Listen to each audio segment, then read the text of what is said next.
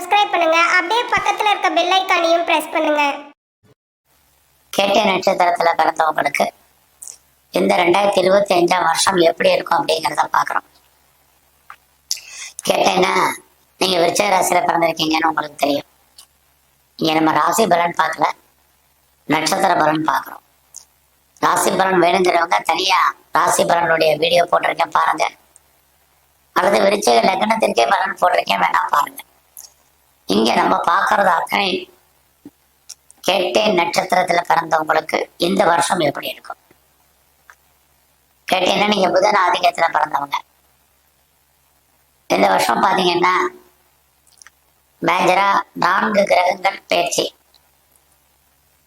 அதுவும் வருஷம் ஆரம்பத்திலேயே கொஞ்ச நாள்லயே திருக்கணித பஞ்சாங்கப்படி மார்ச் மாசம் 29ஆம் தேதி சனி பகவானுடைய பயிற்சி கும்பராசில இருந்து மீன ராசிக்கு பயிற்சி ஆகிறார்.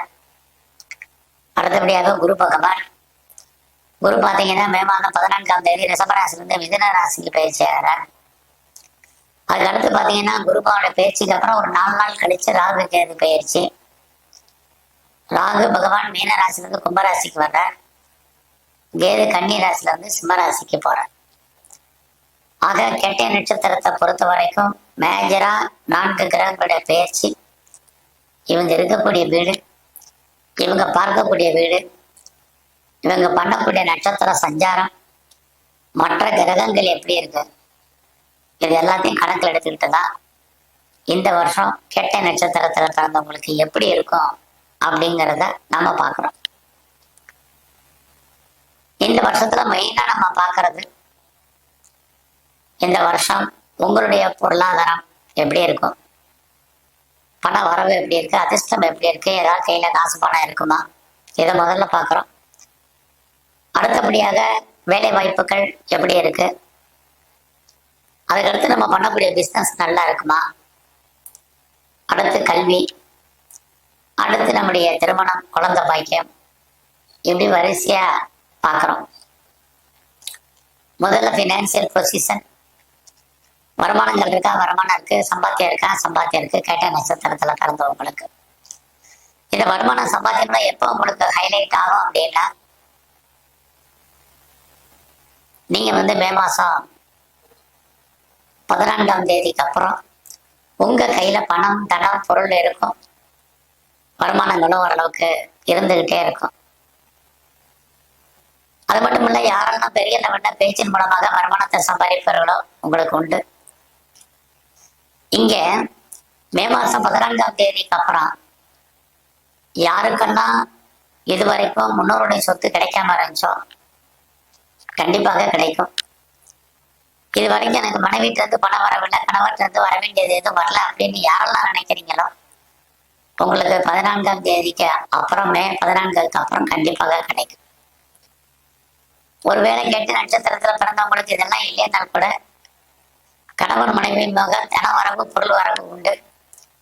எங்களுக்கு பெருசா சொல்லிக்கிற மாதிரி ஒண்ணு இல்லைன்னு நினைக்கிறவங்களுக்கு இந்த வருஷத்துல பென்ஷன் பணம் வரல, பிஎஃப் பணம் வரல, கிராஜுவேட் வரல, ஐஎஸ் வரல, இன்சூரன்ஸ் வரல, டிவிடெண்ட் வரல, இந்த வரலன்னு சொல்லக்கூடிய வார்த்தையிலிருந்து கண்டிப்பாக உங்களுக்கு எல்லா விதமான பண வரவும் பொருள் வரவும் மே மாசம் 14ஆம் தேதிக்கு அப்புறம் கேட்ட நட்சத்திரத்துல பிறந்தவங்களுக்கு இருக்கு.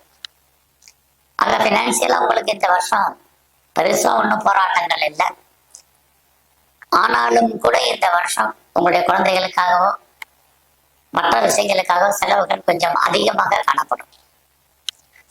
இந்த வருஷத்துல உங்களுடைய வேலை வாய்ப்புகள், ப்ரொஃபஷன் எப்படி இருக்கு, ஜாப் எப்படி இருக்கு, கரியர் எப்படி இருக்குன்னு பாக்குறோம். நல்லாவே இருக்கு. ஆக நீங்க ஐடியில இருப்பதற்கான வாய்ப்புகள் ரொம்ப குறைவு.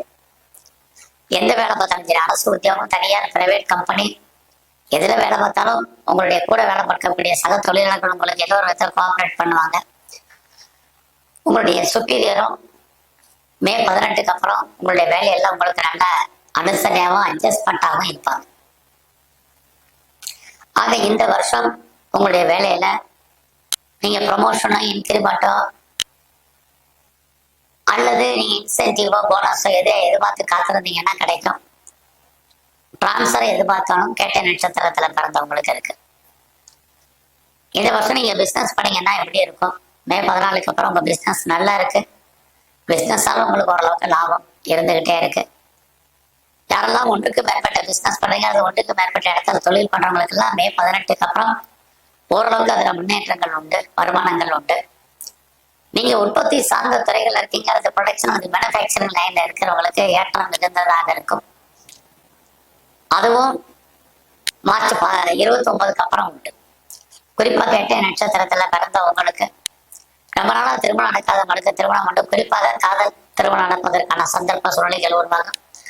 உங்களுடைய லவ் ஏதோ ஒரு விதத்துல சக்சஸ்ஃபுல் ஆகும். இது அத்தனையுமே கேட்டையில உண்டு. திருமணத்துக்கு அப்புறம் குழந்தை இருக்கான கண்டிப்பா குழந்தைகள் உண்டு. இது வரைக்கும் குழந்தைக்காக காத்துட்டு இருக்கிறவங்களுக்கு கண்டிப்பா குழந்தை பாக்கியம் இருக்கு.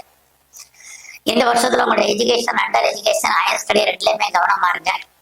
இல்லைன்னா பிரேக் ஏற்படுவதற்கான வாய்ப்புகள் நிறைய உண்டு. நான் இந்த வருஷம் கேட்ட நட்சத்திரத்துல பிறந்த நான் ஷேர்ஸ்ல இன்வெஸ்ட்மெண்ட் பண்ணலாமா, ட்ரேடிங் பண்ணலாமா, ஆன்லைன் பிசினஸ் பண்ணலாமா, மியூச்சுவல் ஃபண்ட்ல இன்வெஸ்ட்மெண்ட் பண்ணலாமான்னா பண்ணலாம். ஏதாவது கலைத்துறை இருந்தீங்கன்னா புகழ் அந்தஸ்து கிடைக்கும். இது அத்தனைக்குமே பாசிபிலிட்டிஸ் உங்களுக்கு இந்த வருஷம் உண்டு. ஸோ கேட்ட நட்சத்திரத்துல பிறந்தவங்களுக்கு பெரிய லெவலில் நீங்க எதாவது இன்வெஸ்ட்மெண்ட் பண்றதா இருந்தால் இந்த வருஷம் பண்ணுங்க. அது மட்டுமல்ல, இந்த வருஷத்துல நீங்க உற்பத்தி சார்ந்த துறைகள்ல இருந்தீங்கன்னா உங்களோட ப்ரொடக்ஷன் தந்த சேல்ஸ் இருக்கு. மேனுஃபேக்சரிங் லைன்ல இருந்தவங்களுக்கும் நார்மலா உங்களுக்கு இருக்கும். எது எப்படி இருந்தாலும் இந்த வருஷம் உங்களுடைய வெளிநாட்டு தொடர்புகள் ஓரளவுக்கு பரவாயில்லாம இருக்கும். ப்ரொஃபஷனும் பெருசா சேஞ்ச் பண்றதுக்கான வாய்ப்பு நிறைய உண்டு.